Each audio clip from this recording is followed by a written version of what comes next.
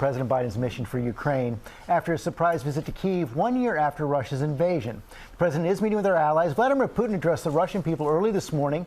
Senior White House correspondent Mary Bruce starts us off in Warsaw, Poland. Good morning, Mary.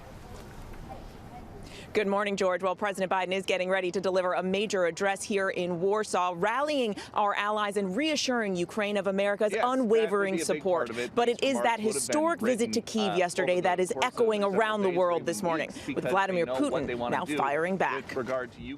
President Biden triumphant, sending a powerful message to Moscow and the world. The United States stands with Ukraine. Putin thought Ukraine was weak and the West was divided. He thought he could outlast us. I don't think he's thinking that right now. On the eve of the one-year anniversary of Russia's invasion, Biden making the unprecedented journey to Kyiv, the first American president in modern history to visit a war zone where the U.S. has no military presence. The U.S. informing Russia of the visit just hours in advance, an attempt to avoid any miscalculation or direct conflict. Vladimir Putin abided by that warning, but is firing back this morning, saying it is impossible to defeat Russia on the battlefield and that the West is trying to turn a local conflict into a phase of global confrontation. Biden spending roughly 5 hours on the ground in Kyiv, something unthinkable just a year ago. 1 year later, Kyiv stands, and Ukraine stands. Democracy stands. Biden and President Zelensky together walking the free streets of Kyiv, but still chilling reminders of the reality of war. Air raid sirens blaring, urging the city to take cover. So let's go, guys. Let's go. Let's go. But the leaders defiant, together honoring the Ukrainians killed by Russian aggression. The danger of this trip weighed heavily on the White House. After weeks of secret planning, Biden gave the green light Friday.